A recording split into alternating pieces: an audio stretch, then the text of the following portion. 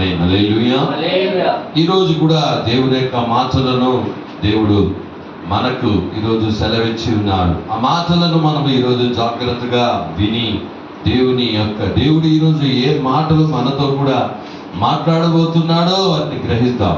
మత్తయి రాసిన సువార్త 10వ అధ్యాయము 24, 25వ వాగ్దాన వచనాన్ని మనం చదువుకుని ధ్యానం చేసుకుంటాం. మత్తయి రాసిన సువార్త 10వ అధ్యాయము 24, 25వ వాగ్దానాన్ని మనము చదువుకుంటాం. శిష్యుడు బోధకుని కంటే అధికుడు కాడు, దాసుడు యజమానుని కంటే అధికుడు కాడు. శిష్యుడు తన బోధకుని వలెను, దాసుడు తన యజమాని వలెను ఉండిన చాలును. ఇంటి యజమానునికి బయల్జెబూలని వారు పేరు పెట్టి ఉండిన ఎడల ఆయన ఇంటి వారికి మరి నిశ్చయముగా ఆ పేరు పెట్టుదురు కదా. ఆమేన్. హల్లెలూయా. యేసయ్య ఈ లోకంలో జీవించినటువంటి దినాలలో అనేక కార్యాలను యేసయ్య మనకు చెప్పి వెళ్ళాడు. అక్కడ 10వ అధ్యాయంలో మీరు మొదటి వాక్యం నుండి చూస్తూ ఉన్నట్టయితే 12 మంది శిష్యులను ఆయన ఏర్పరచుకున్నాడు. ఆ 12 మంది శిష్యులను పిలిచి వారికి అధికారం ఇచ్చి వారు ఏం చేయాలా, ఎక్కడికి వెళ్ళాలా, ఏం మాట్లాడాలా అన్నది స్పష్టంగా వారికి చెప్పి పంపిస్తూ వాళ్ళకి అనేక విషయాలు బోధిస్తూ వచ్చాడు. హల్లెలూయా. ఆ బోధిస్తూ వచ్చినప్పుడు ఒక మాట ఆయన చెప్పాడు. అదే 24, 25లో మనము చూసాం. ఏంటంటే శిష్యుడు బోధకుని కంటే అధికుడు కాడు, దాసుడు యజమానుని కంటే అధికుడు కాడు. హల్లెలూయా. అక్కడ రెండవదిగా చెప్పబడింది, శిష్యుడు తన బోధకుని వలె, దాసుడు తన యజమానుని వలె ఉండిన చాలు. హల్లెలూయా. అప్పుడు యేసయ్య ఏం చెప్పాడంటే కొన్ని విషయాలు చాలు అన్నాడు. ఏంటి చాలు అన్నాడు. హల్లెలూయా. ఇక్కడ దేవుడు చెప్పిన 2 కార్యాలని ఈరోజు మనం ధ్యానం చేసుకోబోతున్నాం. ఏంటంటే బోధకుని కంటే అధికుడు కాడు. శిష్యుడు బోధకుడు కంటే అధికుడు కాడు. రెండవ చెప్తున్నాడు, దాసుడు యజమానుడి కంటే అధికుడు కాడు. ఇక్కడ 2 కార్యాలను దేవుడు చెప్పాడు. మొదటిది ఏమనంటే బోధకుని వలె. హల్లెలూయా. బోధకుడు యేసయ్య బోధించే బోధకుడు, యేసయ్య యజమానుడు. ఈ 2 కూడా ఆయననే సూచిస్తుంది. యేసయ్య ఎవరుగా ఉన్నాడంటే ఆయన బోధకుడుగా ఉన్నాడు. హల్లెలూయా. యోహాను రాసిన సువార్త 1వ అధ్యాయము 37వ వాక్యమును 38వ వాక్యాన్ని మనం చదువుకున్నట్టయితే, యోహాను రాసిన సువార్త 1వ అధ్యాయంలో 37, 38లో బాప్టిజం ఇస్తున్నటువంటి యోహాను గారు, ఇదో లోక పాపములు మోసుకొని వెళ్ళు దేవుని గొర్రెపిల్ల ఈయనే అని యేసయ్యను చూపించిన తర్వాత ఆయనను శిష్యులు వెంబడించి అప్పుడు ఏం చెప్పారు చూద్దాం, చదువుదాం. అతడు చెప్పిన మాట 2 శిష్యులు విని యేసును వెంబడించి యేసు వెనుకకు తిరిగి వారు తన్ను వెంబడించుట చూచి మీరేమి వెదకుచున్నారని వారిని అడుగగా వారు రబ్బీ నీవు ఎక్కడ కాపురం ఉన్నావని అడిగాను. రబ్బీ అనే మాటకు బోధకుడు అని అర్థము. హల్లెలూయా. యేసయ్యను వెనకాల వెంబడిస్తుంటే ఏమనుకున్నారంటే, అయ్యా మీరు ఎక్కడ నివాసం చేస్తున్నారు, రబ్బీ అని చెప్పి పిలిచారంట. వచ్చి చూడండి అన్నారు. ఆ రబ్బీ అనే దానికి పదానికి అర్థం ఏమనంటే బోధకుడు. హల్లెలూయా. యేసయ్య ఎవరంటే బోధకుడు, మంచి బోధకుడు. ఎవరంటే ఆయన మంచి బోధకుడు. బోధకుడు అంటే ఏంటంటే నేర్పించేవాడు. యేసయ్య బోధకుడు అంటే ఏంటంటే నేర్పించేవాడు. కాబట్టి నేర్పించేవాడి కంటే నేర్చుకున్నవాడు ఎప్పుడు గొప్పవాడు కాలేడు. హల్లెలూయా. కాబట్టి నేర్పించిన యేసయ్య ఆయన నేర్పిస్తాడు. ఆయన బోధకుడుగాను ఉన్నాడు, యజమానుడుగాను ఆయన ఉన్నాడు. అప్పుడు బోధకుడుగా ఆయన ఉన్నట్టయితే ఆయన దగ్గర మనము నేర్చుకోవాలా. ఆయన దగ్గర మనం ఏం చేయాలండి?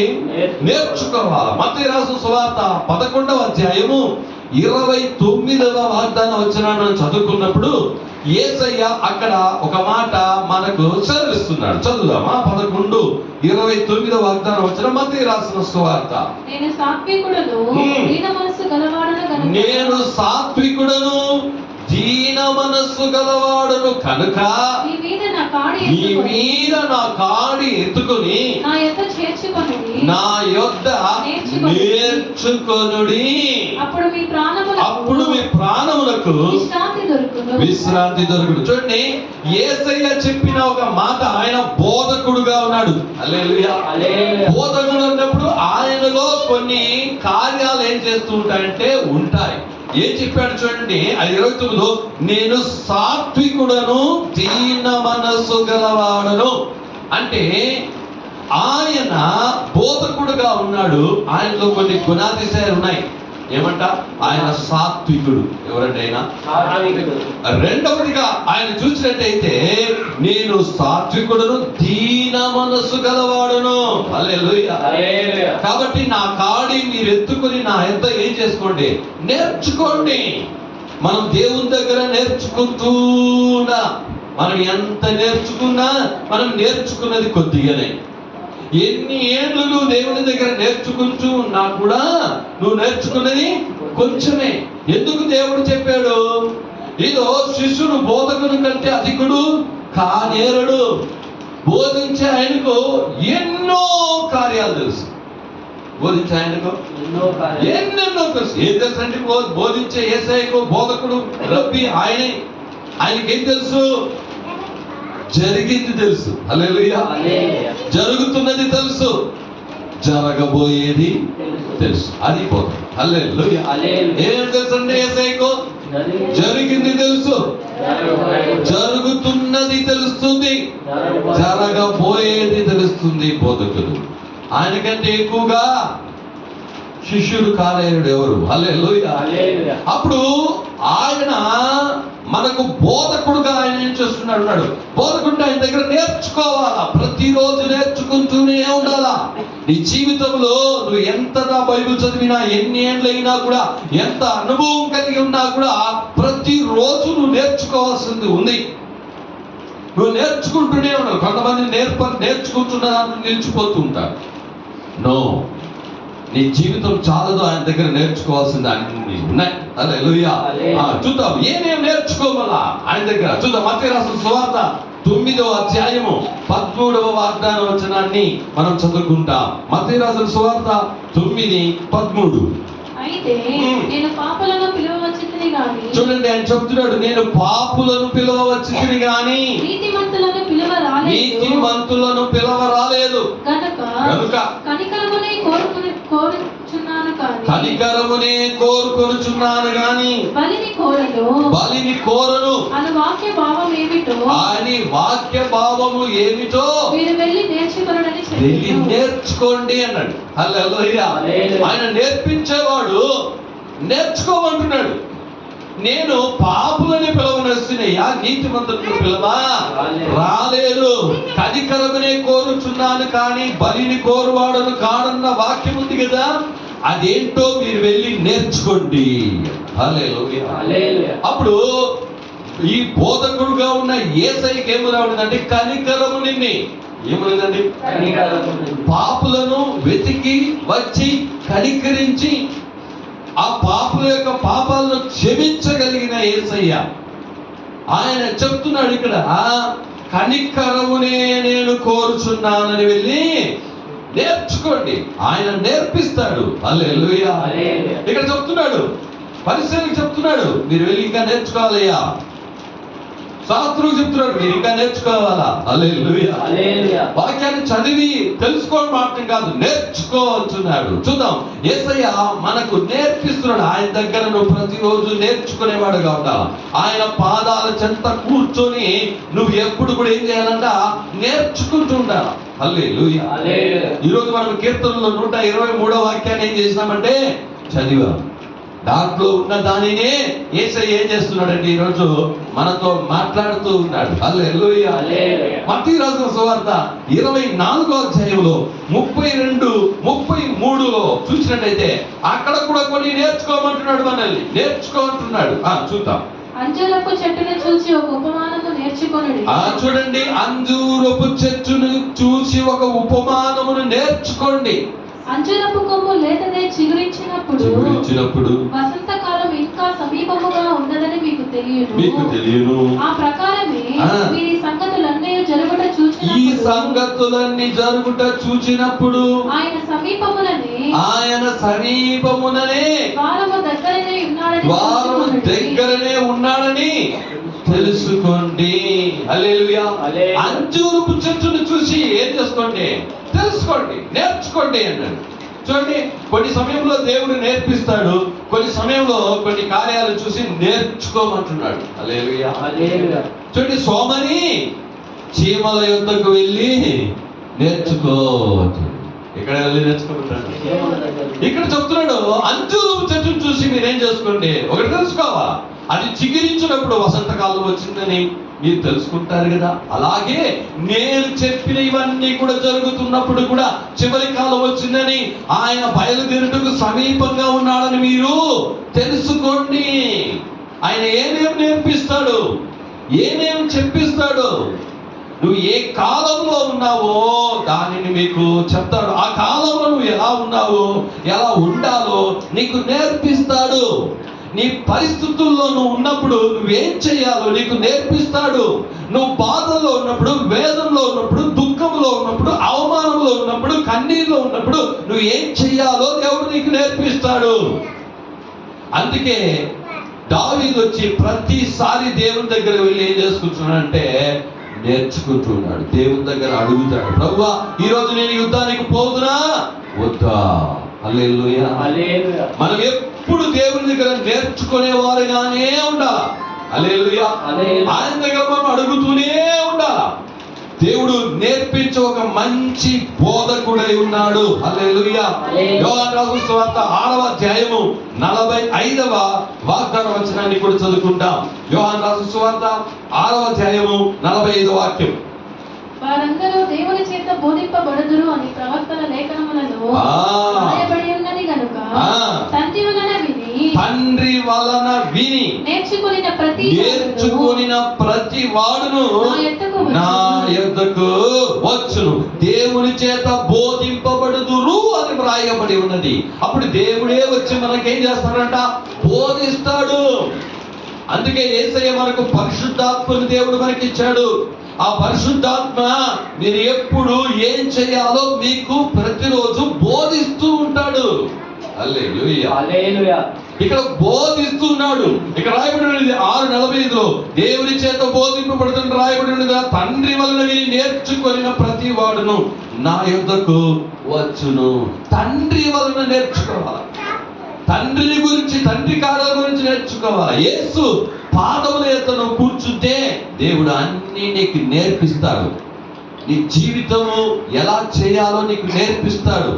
నువ్వు నీ జీవితంలో ఏం చేయాలో ఏం చేయకూడదో యేసయ్య నీకు నేర్పిస్తాడు. నువ్వు ఎలా నడుచుకోవాలో యేసయ్య నీకు నేర్పించే మంచి బోధకుడు ఆయన. హల్లెలూయా.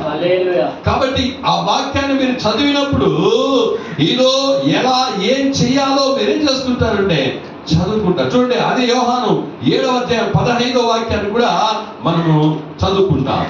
యూదులు అందుకు ఆశ్చర్యపడి చదువుకొనని ఇతనికి ఈ పాండిత్యము ఎక్కడ నుండి వచ్చింది? యేసయ్య చూసి చెప్తున్నారు, అయ్యా ఈ యేసయ్య ఏం చదువుకోలేదే, చదువుకోనికి ఇతనికి ఈ పాండిత్యం ఎక్కడ నుండి వచ్చింది?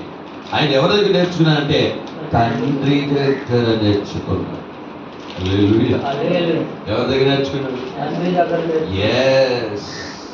నువ్వు ఎవరి దగ్గర నేర్చుకోవాలా? యేసయ్య చెప్పారు, ఆయన చూసి చెప్పారు. ఈ పాండిత్యం ఇతని దగ్గర ఎక్కడ కూడా వచ్చింది? చదువుకున్న వాళ్ళకి కూడా ఇలాంటి పాండిత్యం లేదే.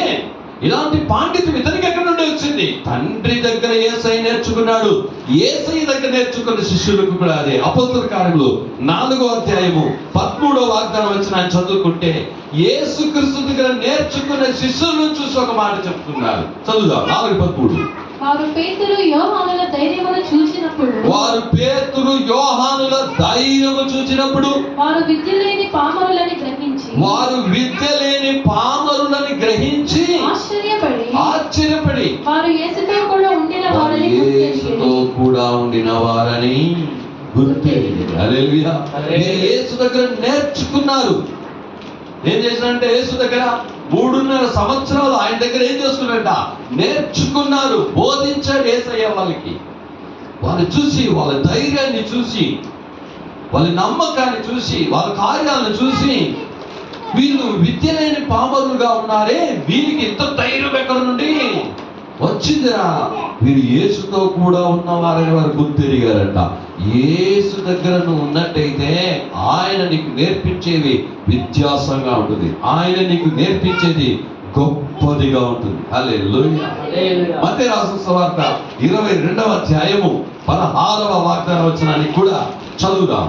22:16. బోధకుడా నీవు సత్యవంతుడవై ఉండి. చూడండి, బోధకుడు అనేవాడు ఎలా ఉండాలా?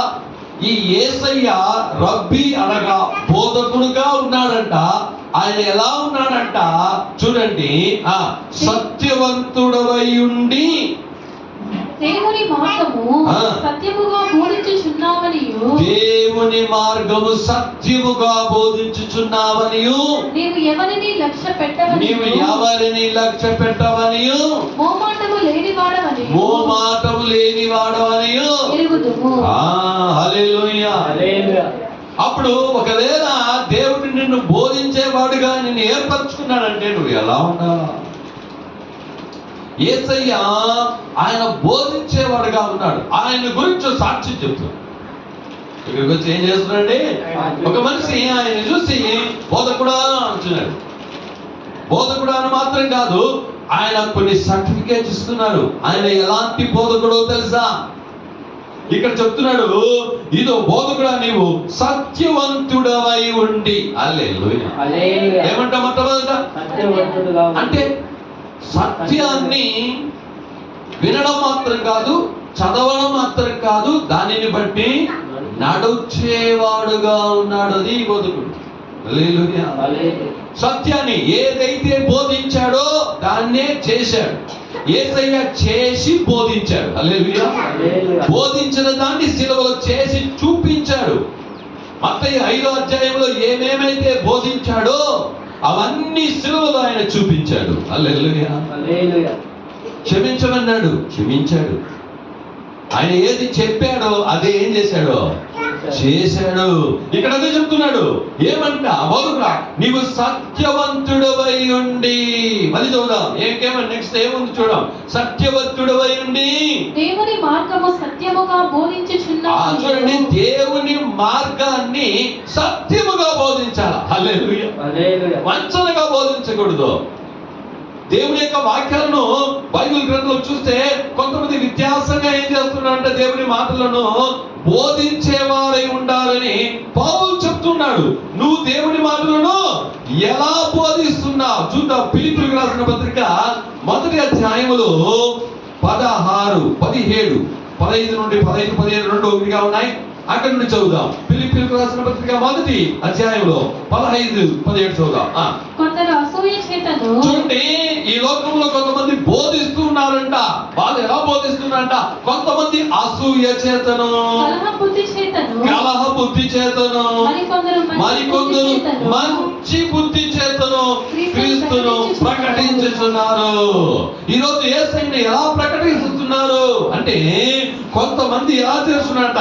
అసూయ చేత. ఏమంట? రెండవది కలహ బుద్ధి చేత. మూడవది కొంతమంది అయితే మంచి బుద్ధి చేత బోధిస్తున్నారు. ఇక్కడ యేసయ్య సత్యాన్ని ఎలా బోధిస్తున్నారంట? సత్యముగా బోధిస్తున్నారు. మళ్ళీ ఆ వాక్యం తీసుకుంటాం. మత్తయి రాసిన సువార్త 22:16 ఏం చేస్తున్నాడు? ఎలా బోధిస్తున్నారంటే యేసయ్య సత్యాన్ని సత్యముగా బోధిస్తున్నాడు. హల్లెలూయా. దేవుని మార్గము సత్యముగా బోధించుచున్నావని దేవుని మార్గాన్ని సత్యముగా బోధిస్తున్నావనియు నీవు ఎవరిని లక్ష్య పెట్టవని. చూడండి, ఎవరిని నీ లక్ష్య పెట్టడు. ఏమంటే యేసయ్యా ఎవరిని అంటే వాళ్ళు ఏమనుకుంటారు, వాళ్ళేం చెప్తారు అని ఎవరిని లక్ష్య పెట్టడు. రెండోది తర్వాత మోమాటము లేనివాడు. హల్లెలూయా. మోమాటము లేనివాడు అంటే ఏమి? అయ్యో అతడు మా బంధువే, అతడు నా తల్లి తండ్రి, అతడు నాకు స్నేహితుడే, అతను ఒక పెద్ద ఆయనే అని ఏం చేయడు, అవంతా చెప్పడు. కాబట్టి దేవుని సముఖంలో దేవుని జరుగుతారా దేవుని యొక్క కార్యము చెప్పబడుతున్నది ఏమిటంటే మొహమాటం లేనివాడు. యేసయ్య ఎలాంటి దేవుడు అండి? మొహమాటం ఉండదు. అందరికీ ఒకటే, అందరికీ ఒకటే. నువ్వు ఎవరైనా సరే మోమాటము లేని వాడని చూడండి, బోధకుడు అన్న మాటకు ఎన్ని కార్యాలు ఉన్నాయో ఆయన అలాంటి వాడే ఉన్నాడు. మత్తయి రాసిన సువార్త 23వ అధ్యాయం 8వ వాక్యాన్ని కూడా చదువుకుంటాం. 23:8. మీరైతే బోధకులని పిలువబడవద్దు. చూడండి ఏం చెప్పాడంట, మీరైతే బోధకులని పిలువబడవద్దు. ఒక్కడే ఈ బోధకుడు, ఒక్కడే మీకు బోధకుడు. మీరందరూ సహోదరులు మరియు భూమి మీద ఎవరికైనాను తండ్రి అని పేరు పెట్టవద్దు. ఒక్కడే మీకు తండ్రి, ఆయన పరలోకమందున్నాడు. చూడండి ఇక్కడ చెప్పాడు, ఎవరు మీరు బోధకుడు అని పిలవబడవద్దు అన్నాడు. ఒకే బోధకుడు. ఎవరండి? యేసయ్యనే బోధకుడు, ఇంకెవరు లేదు. హల్లెలూయా. ఆయన బోధించిన బోధనలు 2025 సంవత్సరాలు అవుతున్నా ఎంతో ప్రవీణులు, జ్ఞానవంతులు వీటిని బోధిస్తూ ఉన్నా దీన్ని పూర్తిగా బోధించలేక ఉన్నాం. అన్ని కార్యాలు దీనిలో ఏం చేస్తున్నాడు దేవుడు పెట్టి ఉన్నాడు. హల్లెలూయా. మీరు బోధకులని పిలవబడద్దండి. అప్పుడు యేసయ్య బోధకుడుగా ఉన్నాడు. హల్లెలూయా. నువ్వు యేసయ్య దగ్గర కూర్చొని ఏం చేసుకోవాలా? నేర్చుకుంటూనే ఉండాలి. నేను నేర్చుకునేసినాను అని చెప్పేదానికి లేదు. ఇహలోకంలో అయితే చదివి ముగించేసి అయిపోయింది, ముగించేసానని చెప్పచ్చు. కానీ ఆత్మీయ జీవితంలో నువ్వు యేసయ్య దగ్గర నేర్చుకుంటూనే ఉండాలా. హల్లెలూయా. ఎలాంటి ఒక భావనతో యేసయ్య దగ్గరకు నువ్వు వెళ్ళాలంటే, నేర్పించు ప్రభు అన్నాను, నాకు నేర్పించు, ఇంకను నన్ను నేర్పించు, నీకు భయపడి జీవించడం నేర్పించు, విశ్వాసంలో బ్రతకడం జీవించడం నాకు నేర్పించు, ఇలాంటి పరిస్థితుల్లో నేను ఎలా ఉండాలో నాకు నేర్పించు, నాకు విరోధులు, శత్రువులు, పోరాటాలు, అవమానాలు, నిందలు, శత్రువుల కార్యాలు వచ్చినప్పుడు నేను ఎలా జీవించాలో నాకు నేర్పించు. ప్రతిరోజు దేవుని దగ్గర ఏమడగాల? నేర్పించు ప్రభు. ఏమడగలను? నేను అన్ని నేర్చుకున్నాను, నేను అన్ని కలిసిపోయిందనో నేను చెప్పేది కాదు, నేర్పించు ప్రభువా. హల్లెలూయా చెప్పండి. అప్పుడు ఆయన ఏం చెప్పంటే బోధకుడు వెళ్ళినాడు. ఏమైనాడు? రెండవది చెప్పినాడు యజమానుడు. ఆయన ఎవరండి? యజమానుడు. ఇప్పుడు యజమానుడి గురించి కొన్ని మాటలు మనము తెలుసుకోబోతున్నాము. మత్తయి రాసిన సువార్త 6వ అధ్యాయము 24వ వాక్యంలో చెప్పినప్పుడు అక్కడ దేవుడు యజమానుని గురించి చెప్తున్నాడు. చూద్దాం. మత్తయి రాసిన సువార్త 6:24. ఎవడును ఇద్దరు యజమానులకు దాసులుగా ఉండనేరడు. అతడు ఒకరిని ద్వేషించి ఒకరిని ప్రేమించును, ఒకరి పక్షముగా ఉండి ఆమేన్ ఒకరిని తృణీకరించును. హల్లెలూయా. ఎవడును 2 యజమానులకు దాసులుగా ఏం చేయలేడండి? ఉండలేడు. ఎవరు ఒకరిని తృణీకరించాలి అంటే నువ్వు లోకానికి దేవునికి దాసులుగా ఉండనేరు, పాపానికి పరిశుద్ధతకు దాసులుగా ఉండనేరు. నువ్వు ఒకటిని తృణీకరించాలి అంటే వద్దు, నువ్వేం చేయాలా? వదిలేయాలా. 2 యజమానుల దగ్గర ఎవరేం చేయలేరు, పని చేయరు. ఆ యజమాని ఏం చెప్తాడు? అమ్మా నువ్వు పనికి వస్తే ఫస్ట్ ఎక్కడ పని చేస్తున్నావు అక్కడ వదిలేసి ఇక్కడ రా, చర్చుకుంటా అంటాడు. హల్లెలూయా. లేదయ్యా నేను ఆడోని చేస్తా ఈడోని చేస్తా అంటే ఒప్పుకుంటాడు ఎవరన్నా యజమానుడు? ఒప్పుకోడు. నువ్వు ఆడే వదిలేసుకుంటాడు. ఇక్కడ రావాలంటే అక్కడ వదిలేసి రా అంటాడు. ఈ లోకములో నువ్వు చేసే పనికి కూలి వేస్తాడు ఆయన కూడా. అట్లాంటి యజమానుడే చెప్పినట్టయితే నిజమైన యజమానుడు యేసయ్య. హల్లెలూయా. ఎవరండి నిజమైన యజమానుడు? ఎవరు? యేసయ్య. మలాకి రాసిన గ్రంథం 1వ అధ్యాయము 6వ వాక్యములో యేసయ్య ఒక మాట ఆ మలాకి ప్రవక్త ద్వారా చెప్తున్నాడు. ఆ యజమానుని గురించి చెప్తున్నాడు. 1:6. కుమారుడు తన తండ్రిని గణపరచును కదా. కుమారుడు తన తండ్రిని గణపరచును కదా. దాసుడు తన యజమానుని గణపరచును. దాసుడు తన యజమానుని గణపరచును కదా. నా నామమును నిర్లక్ష్యపెట్టు యాజకులారా. నా నామమును నిర్లక్ష్యపెట్టు యాజకులారా. నేను తండ్రినైతే నాకు రావాల్సిన ఘనత ఏమాయను?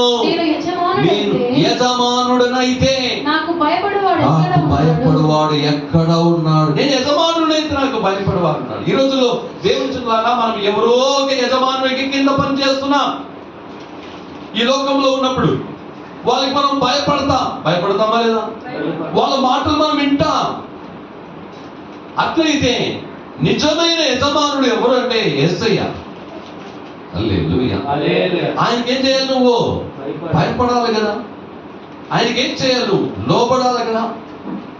అప్పుడు యేసయ్య తనను గురించి చెప్పుకుంటూ ఇక్కడ ఒక మాట చెప్తున్నాడు, యజమానుడు. యేసయ్య ఎవరండి? యజమానుడు. ఈ లోకంలో యజమానులు కింద మనం పనిచేస్తున్నప్పుడు ఆ యజమానికి నువ్వు ఎంత మర్యాదిస్తావు? ఆ యజమాని మాట ఎంత నువ్వు వింటావు? యజమానుడు చెప్పిందంతా నువ్వు చేస్తావే. అతడు కూలి మాత్రమే ఇస్తాడు. కానీ ఈ యజమానుడు ఎవరో తెలుసా? నిన్ను సృష్టించిన యజమానుడు. నువ్వు అనుభవిస్తున్న ప్రతి ఒక్కటిని నీ కొరకు సృష్టించి నీకు ఇచ్చిన యజమానుడు. నీ కోసం ఈ లోకములో భూమిలో మనిషిగా దిగి వచ్చి నీ కొరకు కల్వారి శిలువలో తన ప్రాణాన్ని అర్పించిన యజమానుడు. నీకున్న శరీరము, ప్రాణ, ఆత్మ శరీరాలను ఓ దేవుడు చేశాడు యజమానుడు. అయినా సృష్టికర్త. ఆ యజమానునికి నువ్వు భయపడాలి కదా. ఆ యజమానునికి నువ్వు లోబడాలి కదా. ఆ యజమానునికి నువ్వు గణపరచాలి కదా. హల్లెలూయా. ఆ యజమానునికి నువ్వు దాసుడుగా ఉండాలి. హల్లెలూయా. అందుకే చెప్తున్నాడు, దాసుడు యజమానుని కంటే గొప్పవాడు కాదు. దాసుడు యజమానుని లాగా ఉంటే చాలు. శిష్యుడు బోధకుని కంటే ఎక్కువ కాదు, బోధకుని లాగా ఉంటే చాలు. హల్లెలూయా. కాబట్టి యజమానుని గురించి కొన్ని మాటలు మనం వేగంగా మనం చూద్దాం. మత్తయి రాసిన సువార్త 15:27 వాగ్దానం వచనంలో మనం చదివినట్టయితే అక్కడ ఒక మాట యేసయ్య మన కొరకు రాసి పెట్టాడు. చూడండి 15:27. నిజమే ప్రభువా, కుక్క పిల్లలు కూడా తమ యజమానుని బల్ల మీద నుండి పడు కుక్కలు తినను కదా.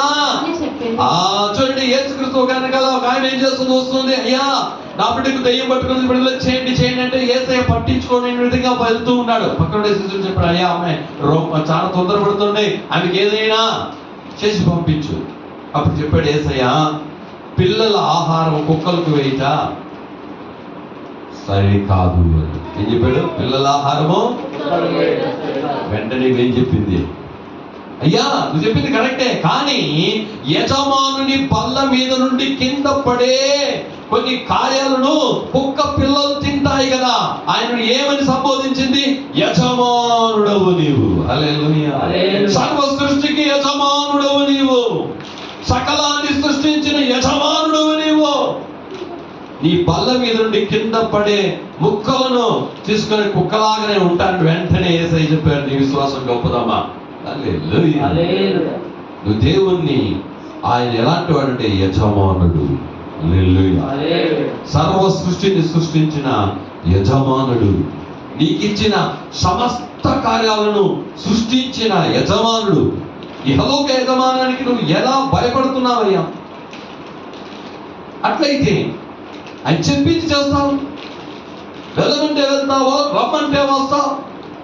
అట్లయితే నిన్ను సృష్టించిన, ఈ లోకాన్ని సృష్టించి నువ్వు అనుభవిస్తున్న గాలి, నీరు, ఎండ, ఆహార, వస్త్రాలు ఇవన్నీ కూడా సృష్టించి నీకిచ్చిన, నీ కొరకు మళ్ళీ వచ్చి సిలువలో ప్రాణం పెట్టిన ఆ యజమానునికి నువ్వు ఇంకా ఎంత భయపడాలా, ఇంకా ఎంత లోబడాలా, ఇంకెంత చేయాలో చూడండి. హల్లెలూయా.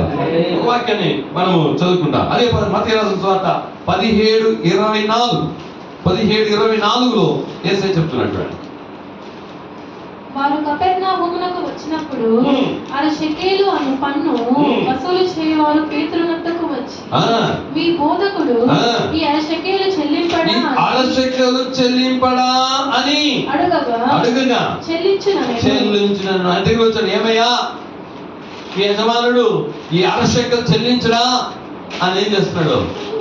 పేదల దగ్గర అడుగుతాడు. అయ్యా చెల్లిస్తాడు అన్నాడు. యేసయ్య ఏం చేశాడు? చెల్లించాడు. ఏం చేశాడు? చెల్లించాడు. చూద్దాం మత్తయి రాసిన సువార్త 23:10. ఆ యజమానుని గురించి కొన్ని మాటలు చదువుకుంటాం. 23:10. మరియు మీరు గురువులని పిలువబడవద్దు, క్రీస్తు ఒక్కడే మీ గురువు. నీవు గురువు అని ఏం చేయొద్దు. గురువు అంటే యజమానుడు అని ఇంగ్లీష్ బైబిల్లో రాయబడింది. రోమీయులకు రాసిన పత్రిక 14:4లో మనం చూద్దాం. యజమానుడు అన్నప్పుడు ఆయన కార్యాలను నువ్వు ఎలా ఉండాలా, ఎలా తీసుకోవాలా, ఏం చెయ్యాలా, నువ్వు ఆయన యజమానుడుగా నువ్వు అంగీకరించి యజమానుడుగా ఆయనకు గౌరవం ఇచ్చి యజమానుడుగా ఆయనకు ఘనతిచ్చి యజమానుడుగా నడుస్తూ ఉన్నావా? చూద్దాం 14:4. పరుని సేవకునికి తీర్పు తీర్చుటకు నీవెవడవు? అతడు నిలిచి ఉండుటైనను పడి ఉండుటైనను అతని సొంత యజమానుని పని. హల్లెలూయా. ఒక దాసుడు వాడు పడి ఉంటే లేచి ఉంటే అది నువ్వు తీర్పు తీర్చవద్దు. ఏం చేద్దంట? తీర్పు తీర్చడానికి నువ్వెవ్వడవు. వాడు పడి ఉన్నా లేచి ఉన్నా ఆయన సొంత యజమానునికే పని ఉంది. అప్పుడు న్యాయ తీర్పు తీసేది ఎవరంటే యజమానుడు. హల్లెలూయా. నువ్వు ఎవ్వరికి తీర్పు తీర్చకూడదు. అది అందుకే రోమీయులకు రాసినటువంటి ఆ పౌలు గారు చెప్తున్నాడు, నువ్వు ఎవ్వరమైనా సరే పరునికి తీర్పు తీర్చేదానికి నీవెవడవో. హల్లెలూయా. యజమానుడైన యేసయ్యకు మాత్రమే అధికారం ఉంది. తీర్పు తీర్చే అధికారం ఎవ్వరికి లేదు. నువ్వు ఎంత సేవకుడవై ఉండొచ్చు, నువ్వు ఎంత వాడైనా ఉండొచ్చు, నువ్వు ఎవ్వరికి తీర్పు తీర్చని నీకు అధికారము లేదు. వేరే వాళ్ళని చూసేస్తూ మనం ఈజీగా తీర్పు తీర్చేస్తుంటాం. ఏమి వాడు సరిలేదు, వాడు మంచోడు కాదు, వాడు అది, వాడు ఇది, ఈమెది, ఆమెది, ఏం చేస్తున్నావు? తీర్పు తీర్చేస్తున్నావా? బైబిల్ చెప్తుంది యజమానుడు ఉన్నాడు. తీర్పు తీర్చే పని ఎవరికి? యజమానునికి. యజమానుడైన యేసయ్యకు. నీకు లేదు. నువ్వు ఎవ్వరిని తీర్పు తీర్చమాక. తీర్పు తీర్చి దేవుని చేతికి అప్పగించు. హల్లెలూయా. మీరు యూదా గ్రంథంలో చదివినప్పుడు మోసే యొక్క ఆయన శరీరాన్ని భూస్థాపితం చేయడానికి దేవదూతలు దిగి వచ్చినప్పుడు అక్కడ గాబ్రియల్ దూత దిగి వచ్చినప్పుడు ఆ సాతాను అతనితో తర్కించాడంట. అప్పుడు ఆ దేవదూత అతని తీర్పు తీర్చ తెగింపక అంటారు. హల్లెలూయా. తీర్పు తీర్చ తెగింపలేదంట ఆ దూత. ఏం చెప్పాడ? దేవుడిని గద్దించును గాక. దేవదూతలకి లేదండి. తీర్పు తీర్చే ఒకే ఒక పని ఎవరిగా ఉంది? యేసయ్య, యజమానుడైన యేసయ్యకు మాత్రమే ఉందని నువ్వు తెలుసుకో. చూద్దాం ఇంకొక మాట. ఎఫెసీయులకు రాసిన పత్రిక 6వ అధ్యాయము 5వ వాగ్దాన వచనము.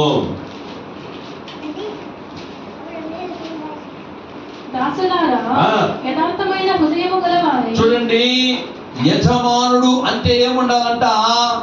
యథార్థమైన హృదయము గలవారై, భయముతోను వణుకుతోను క్రీస్తునకు వలె శరీర విషయమై యజమానులైన వారికి విధేయులై ఉండడి. హల్లెలూయా. యజమానుడు ఎలా ఉంటాడు అని ఇక్కడ రాయబడి ఉంది. ఎలా ఉండాలి? యథార్థమైన హృదయము గలవారి. యేసయ్యకి ఎలాంటి హృదయం ఉందండి? యథార్థమైన హృదయం గలవారి. హల్లెలూయా. మీరు ఒకవేళ ఇక్కడ నిన్ను ఏదైనా ఒక విషయంలో నీ యజమానుడిగా పెట్టాడా, నువ్వు ఎలా ఉండాలని చెప్తున్నాడు. యథార్థమైన హృదయం గలవారి, భయముతోను వణుకుతోను క్రీస్తునకు వలె నువ్వు కూడా లోబడు. హల్లెలూయా. అప్పుడు క్రీస్తుకు లోబడాలి. నువ్వు ఎవరికి లోబడాలా? నిన్ను రక్షించవలసిన నువ్వు, రక్షింపబడిన వాడే ఉన్న నీవు యజమానుడైన క్రీస్తుకు లోబడాలి. ఇక్కడ చెప్తున్న మాట ఏమంటే యజమానుడు క్రీస్తు అని చెప్తున్నాడు. క్రీస్తు ఎవరంటే యజమానుడు నీకు నాకు. అతనికి ఏం చేయాలి మనము? లోబడాలా. అదే ఎఫెసీయులు 6:9 కూడా చదువుదాం. యజమానులారా ఆ. మీకును వారికిని ఆ. యజమానుడైన వాడు ఆ. పరలోకమందున్నాడని ఆ. ఆయనకు పక్షపాతము చూడండి, లేదని యజమానుడైన యేసయ్యకు ఏం లేదు? పక్షపాతము లేదనియు ఎరిగిన వారై ఆ. వారిని బెదిరించుట మాని ఆ ప్రకారమే వారి ఎడల ప్రవర్తించుడి. పక్షపాతము లేదు యేసయ్యకు. హల్లెలూయా. యేసయ్యకు ఏం లేదండి? యజమానుడిగా ఉన్నప్పుడు పక్షపాతము ఉండకూడదు. ఈ రోజుల్లో యజమానులు ఏం చేస్తుంటారు? పక్షపాతం చూపిస్తూ ఉంటాడు. కానీ యేసయ్య యజమానుడిగా ఉన్నాడు, ఎవరికి పక్షపాతం ఏం చేయడంట ఆయన. చూడండి, కొలస్సీయులకు రాసిన పత్రిక 3వ అధ్యాయము 22వ వాక్యం వచ్చిన 3:22. కొలస్సీయులకు రాసిన పత్రిక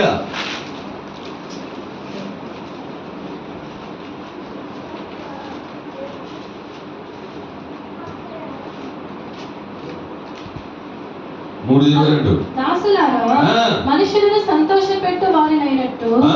కంటికి కంటికి కనబడవలెనని కాక ప్రభువునకు భయపడచ్చు శుద్ధాంతకరణము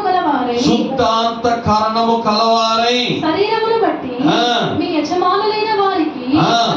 అన్ని విషయములలో విధేయులై ఉండండి. యజమానునికి, యేసయ్య యజమానుడు, అన్ని విషయాలలో నువ్వు ఆయనకు విధేయత చూపించాలా. హల్లెలూయా. నేను ఈ 2 విషయాలు చేస్తున్నాను, 3 విషయాలు చేస్తున్నాను, సంఘానికి వెళ్తున్నాను, ప్రేయర్కి వెళ్తున్నాను అని చెప్పి దానికి మాత్రం కాదు, యేసయ్య చెప్పిన ప్రతి మాటకు విధేయత చూపించాలి. హల్లెలూయా. అంటే నువ్వు పనిచేసే చోట యజమానుడు చెప్పే మాటలన్నీ మనం చేస్తామా లేదా? ఇక్కడ చాలా మంది పని చేసే వాళ్ళు ఉన్నారు. వాళ్ళు చెప్పే పనులు మనం ఏం చేస్తాం? చేస్తాం. 1 చేసి 2 చేసి నేను చేయనంటే చెప్తామా? చెప్పము. అన్ని పనులు చేస్తాం, ఏం చెప్తాడో చేస్తాం. ఒక కూలికి ఇచ్చే యజమానుడు చెప్పే పనులన్నీ చేస్తావే, ఆ డబ్బులు ఏం చేస్తాయి? ఉంటాయా? ఖర్చు చేయకూడదు. అట్లయితే నీకు ప్రాణం ఇచ్చి, కన్నిచ్చి, హార్ట్ ఇచ్చి, లివర్ ఇచ్చి, శరీర ప్రాణ ఆత్మలనిచ్చి నీ కొరకు వచ్చి ప్రాణం తెచ్చిన యేసయ్య యజమానుడు చెప్పినవన్నీ నువ్వు విధేయత చూపిస్తున్నావా? చెప్పిన దాన్ని విధేయత చూపిస్తున్నావా? చూద్దాం, ఒకసారి ఆలోచిద్దాం. ఆ యజమానుడికి అన్ని విషయాలలో విధేయత చూపించాల నువ్వు. ఇక్కడ అదే చెప్తూ ఉన్నాడు, కంటికి కనబడవాలని కాక మనుషులను సంతోషపట్టాలని కాక. కొంతమంది యజమానులకు ఏం చేస్తారంటే మనుషులను సంతోషపెట్టాలని ఉంటారు. మనుషులు సంతోషపడాలని నువ్వు చేయొద్దు. ఎవరిని సంతోషపెట్టాలి? నువ్వు దేవుని సంతోషపెట్టాల. అందుకే ఎలా ఉండాలంట? ప్రభువునకు భయపడుచు. రాయబడచ్చు. ఎవరికి భయపడాలా? ప్రభువుకు భయపడుచు సుప్తాంతఃకరణము గలవారై. హల్లెలూయా. అంటే నీ అంతము అంట నీ హృదయము శుద్ధంగా ఉండాలా. అంతఃకరణం, శుద్ధాంతఃకరణము గలవారై. హల్లెలూయా. నువ్వు ఎలా విధేయత చూపించాలంట? కొంతమంది ఏం చెప్తుంటారంటే యజమాని చెప్పింది ఏం చేస్తారు? ఏం చేస్తారు? నీకు చేయాలి కదా, మళ్ళీ ఆపకపోయినాక ఏం చేస్తుంటారు? తిట్టుకుంటూ ఉంటారు. ఏం చేస్తారు? నీకేం పని లేదు, అచ్చమంటాడు, ఇచ్చమంటాడు, లోపల చూస్తే తిట్టుకుంటా ఉంటాడు, బయట ఏమో సరే సార్. కానీ ప్రభు అయిన యేసయ్యకు నువ్వు అట్లాంటి హృదయంతో నువ్వు విధేయత చూపించకూడదు. హల్లెలూయా. ఎలా చూడ? శుద్ధాంతఃకరణము. హల్లెలూయా. అంటే శుద్ధ హృదయముతో యేసయ్య చెప్పిన దాని అన్నింటినీ కోపంగా కాకుండా, గొనుక్కోకుండా, మంచి హృదయంతో దేవుడు చెప్పిన ప్రతి కార్యానికి మనం ఏం చేయాలంటే విధేయత చూపించాలి. ఆమేన్. హల్లెలూయా. కాబట్టి యజమానుల కార్యాల గురించి రాయబడి చూద్దాం. ఆ తర్వాత ఆ యొక్క ఎఫెసీయులకు రాసిన పత్రికలో మనం చదువుకున్నాం. కొలస్సీయులకు రాసిన 4:1 కూడా చదువుకుంటాం. యజమానులారా పరలోకములో మీకును యజమానుడని ఎరిగి, మీకు యజమానుడు ఉన్నాడని ఎరిగి, న్యాయమైనదియు ధర్మానుసారమైన క్షారమైనదనియు ఈ దాసుల ఎడల చేయుడి. ఆమేన్. హల్లెలూయా. యజమానులు చెప్తున్నాడు, అయ్యా యజమానులారా, భూమి మీద ఉన్న యజమానులారా, మీకు ఒక యజమానుడు ఎక్కడ ఉన్నాడు? పరలోకములో ఉన్నాడు. మన యజమానుడు ఎక్కడ ఉన్నాడండి? ఎస్, ఆయన పరలోకంలో ఉన్నాడు. ఆ యజమానుడు మీకు యజమానుడు ఉన్నాడని ఎరిగి న్యాయమైనది ధర్మానుసారమైనది మీ దాసుల ఎడల చేయుడి. హల్లెలూయా. యేసయ్య ఏం చేస్తాడంటే న్యాయమైనది చేస్తాడు. ఏం చేస్తాడు? ఆయన అన్యాయం తప్పడు. అందుకే యోబు 34:10 చెబుతున్నాడు, యోబు చెప్తున్నాడు, ఆయన అన్యాయం చేయుట అసంభవం, అక్రమం చేయుట అసంభవం. అది యజమానుడు అంటే. ఇక్కడ చెప్తున్నాడు, న్యాయమైనది ధర్మానుసారమైనది మీ దాసులకు చేయండి. యేసయ్య తన దాసులకు ఏం చేస్తాడంట? న్యాయమైనది చేస్తాడు, ధర్మానుసారమైనది ఏం చేస్తుంటాడంటే చేస్తూ ఉంటాడు. తీమోతికి రాసిన మొదటి పత్రిక 6వ అధ్యాయము 1-2 వాక్యాలు చదువుదాము. తీమోతికి రాసిన మొదటి పత్రిక 6వ అధ్యాయము 1-2. దేవుని నామమును ఆయన బోధయు దూషింపబడకుండానట్లు దాసత్వము కాడి క్రింద ఉన్న వారందరూ తమ యజమానుల పూర్ణ ఘనతకు, యజమానులు పూర్ణమైన ఘనతకు పాత్రుని ఎంచవలెను. విశ్వాసులైన యజమానులు గల దాసులు తమ యజమానుల సహోదరులని వారిని తృణీకరింపక తమ సేవా ఫలము పొందువారు విశ్వాసులను ప్రియులనై ఉన్నారనియు మరి ఎక్కువగా వారికి సేవ చేయవలను ఈ సంగతులు బోధించుచు వారిని హెచ్చరించు. తీమోతికి పౌలు చెప్తున్నాడు, దేవుని నామమునైన బోధై దూషింపబడకుండానట్లు దాసత్వమును కాడి కింద ఉన్న వారందరూ తమ యజమానులు పూర్ణమైన ఘనతకు పాత్రులని ఎంచవలను. హల్లెలూయా. యజమానుడు దేనికి పాత్రుడంట? ఘనతకు పాత్రుడు. ఆయన ఘనపరచాలను. యజమానుడైన యేసయ్యను నువ్వు ప్రతిరోజు ఘనపరచాలి. ఆదివారం కాదు, ప్రతిరోజు యేసయ్యను ఘనపరుస్తూ ఉండాలా. యజమానుడు ఘనతకు పాత్రుడని నువ్వు తెలుసుకోవాలా. పూర్ణమైన ఘనతకు పాత్రుడిని విశ్వాసులైన యజమానులు దాసులు తమ యజమానుల సహోదరులు వారిని తృణీకరింపక సేవ చేయాలి. హల్లెలూయా. 2 తిమోతి 2వ అధ్యాయము 21. యజమానుని గురించి కొన్ని మాటలు మనం చూస్తున్నాం. చూద్దాం. ఎవడైనను నీటిలో చేరక తన్ను తాను పవిత్రపరచుకొనిన యెడల వాడు పరిశుద్ధపరచబడి యజమానుడు వాడుకొనుటకు అర్హమై ప్రతి సత్కార్యములకు సిద్ధపరచబడి ఘనత నిమిత్తమైన పాత్ర అయి ఉండును. యజమానుడు వాడుకునే పాత్రగాను ఉండాలి. హల్లెలూయా. సర్వ సృష్టిని సృష్టించిన యజమానుడైన యేసయ్య వాడుకునే పాత్రగా నువ్వు ఉండాలా. నిన్ను వాడుకోవాలా యేసయ్య, ప్రతిరోజు వాడుకోవాలా నిన్ను. అలాంటి పాత్రగా యజమానుని చేతిలో నీవు ఉండు. హల్లెలూయా. అలాంటి తీతుకు రాసిన పత్రిక 2వ అధ్యాయము 9వ వాగ్దానం వచనం. దాసులైన వారు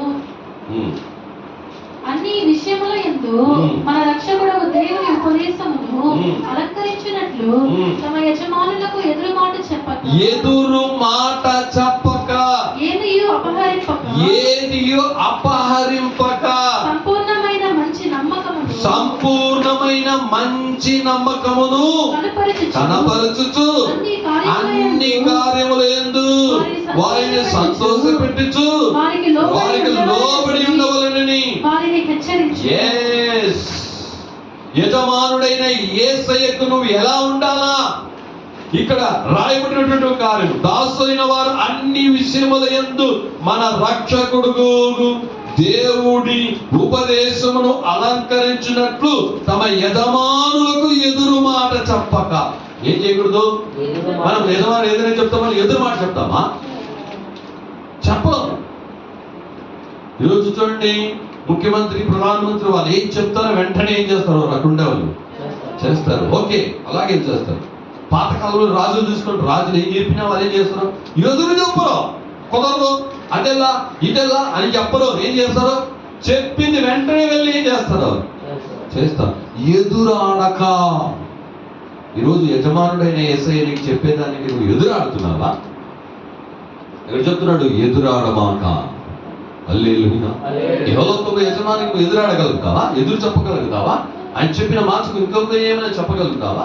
చూడండి, ఎదురాడక, ఏమి అపహరింపక. ఎదురు మాట చెప్పకూడదు దేవుడికి. దేవుడు ఏం చెప్పినా ఏం చేయాలా? ఓకే ప్రభువా నేను చేస్తాను అన్నారు. ఓకే ప్రభువా నేను చేస్తానని చెప్పాడు. అందుకే ఏలీ సాముయేలుతో చెప్పాడు, దేవుడు నేను పిలుస్తున్నాడయ్యా, పిలిస్తే ఏం చెప్పాలా? నీ దాసులను నాను ఆజ్ఞాపించును, నేను శిరస్సు ఆవహిస్తాను అంటే ఆయన చెప్పింది ఏం చేయాలి? చెప్పేటప్పుడు ఏం చేయాలి? ఎదురు చెప్పకూడదు, చెప్పింది చేయాలి. హల్లెలూయా. సంఘంలో సేవకులు చెప్పింది చేయాలా? సేవకులు ఎందుకొరకు చెప్తారంటే మీ మేలు కొరికే. హల్లెలూయా. ఎదురాడక, ఏమి అపహరింపక. ఏం చేయకూడదంట? సంపూర్ణమైన మంచి నమ్మకమును కనపరచాలి. ఏం కనపరచాలి? యజమాని దగ్గర నువ్వు మంచి నమ్మకానికి నువ్వు ఏం చేయాలంట? ఆయన కనపరచా. అన్ని కార్యములందు వారిని సంతోష పెట్టాలా? హల్లెలూయా. యజమానుడికి ఏం చేయాలంట? అన్ని విషయాలైన సంతోష పెట్టాలా. అంటే ఏమి? ఎప్పుడు సంతోషపడతాడు యజమానుడు? ఆయన ఏ పని చెప్పినా ఆ పని నువ్వు సక్రమంగా నమ్మకంగా చేసినప్పుడు యజమానుడికి ఏమొస్తుంది? సంతోషం వస్తుంది. యేసయ్య కూడా నీకు ఏదైతే పని చెప్పాడో అది సక్రమంగా నమ్మకంగా నువ్వు కనపరిచి ఎదురాడకుండా అన్ని కార్యాలు చేసి ఆయన సంతోష పెట్టేవారుగా ఉండి వారికి లోబడి ఉండవాలని వారికి హెచ్చరించండి. హల్లెలూయా. ఇప్పుడు దేవుడు ఏం చెప్తున్నాడంటే, దేవుడు చెప్పాడు దాసులు ఆ శిష్యులు బోధకుని వలె ఉండాలి. హల్లెలూయా చెప్పండి. దాసులు యజమానుని వలె ఉండాలంట. హల్లెలూయా. అప్పుడు బోధకుడు ఎవరు? యేసయ్య. యజమానులు యేసయ్య. అప్పుడు ఎవరిలాగా ఉండాలి? నువ్వు యేసయ్యలాగా ఉండాలా. ఎట్లుండాలండి నువ్వు? గలాతీ రాసిన పత్రికలో 2వ అధ్యాయంలో 4వ అధ్యాయంలో 19వ వాక్యం. గలాతీ 4:19 పౌలు మాట చెప్తున్నాడు. ఇంకొక మాట చదువుకొని మనం ప్రార్థన చేస్తున్నాం. నా పిల్లలారా, క్రీస్తు స్వరూపము మీ యందు ఏర్పడు వరకు మీ విషయమై మాకు మరలా ప్రసవ వేదన కలుగుచున్నది. మీలో ఏం ఏర్పడాలంట? క్రీస్తు స్వరూపము మీ యందు ఏర్పడాలా. హల్లెలూయా. మీలో ఉన్న స్వరూపం పోవాలా, మాంస స్వరూపము పోవాలా. పౌలు చెప్తున్నాడు, క్రీస్తు స్వరూపము మీ యందు ఏర్పడవాలని తిరిగి నేను గర్భవేదన పడుచున్నాను. చాలా మందికి లేదు. యేసుక్రీస్తును అంగీకరించారు, సంఘానికి వెళ్తున్నారు, ప్రార్థన చేస్తున్నారు అంటే, కానీ క్రీస్తు స్వరూపం వారందు ఏర్పడలేదు. క్రీస్తు స్వరూపము లేకపోతే క్రీస్తు వాడు కాదు. నువ్వు నీలో క్రీస్తు స్వరూపము ఏర్పడాలా. ఆయన బోధించే బోధకుడుగా ఉన్నప్పుడు ఆయన దగ్గర ఎప్పుడు నేర్చుకునేవాడు. ఆయనలో ఎన్ని గుణాతిశయాలు ఉన్నాయి చూడండి. చివరిగా 1 యోహాను 3:2 వాక్యం. 1 యోహాను 3:2. ప్రియులారా, ఇప్పుడు దేవుని పిల్లలమై ఉన్నాము. మనము ఇంకా ఏమవుదుమో అది ఇంకా ప్రత్యక్షపరచబడలేదు గాని ఆయన ప్రత్యక్షమైనప్పుడు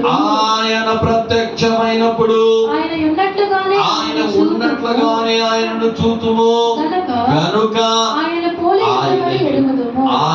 పోలి ఉందుమని ఎరుగుదాం. ఆయనను పోలి ఉండాలి. హల్లెలూయా. ఎవరి పోలి? యేసయ్యను పోలి నువ్వు ఈ లోకంలో జీవించాలి. హల్లెలూయా. యేసయ్య చెప్పాడు, బోధకుని వల్లే నువ్వు ఉండాలి. బోధకుని వల్ల నువ్వు ఉంటే చాలు. బోధకుని కంటే పై పోలేవు. నువ్వు శిష్యుడుగా ఉన్నావా? హల్లెలూయా. యజమానులాగా ఉంటే చాలు. అప్పుడు ఈ 2 కార్యాలు మనం చూసాం. యేసయ్య ఈ లోకంలో బోధకుడై ఉన్నాడు, యజమానుడై ఉన్నాడు. ఆయనకు మనము కూడా ఆయనలాగా మనం మారాలి. ఆయన స్వరూపం ఎలా ఉన్నిందో, అంటే ఆయన అంతఃకరణం ఎలా ఉన్నిందో, ఆయన ఎలా ఉన్నాడో అలా నువ్వు మారాల. ఆయన వస్తాడు, ఆయన వచ్చినప్పుడు ఆయనతో కూడా ఎవరు వెళ్తారంటే ఆయన లాగా మారిన వారే వెళ్తారు, మారని వారు వెళ్ళరు. హల్లెలూయా. మనం అలాగా ఆ యజమానుని లాగా, ఆ బోధకుడైన యేసయ్య లాగా మనం మారడానికి మనం సమర్పించుకుంటాం. అందుకు బహుమతి.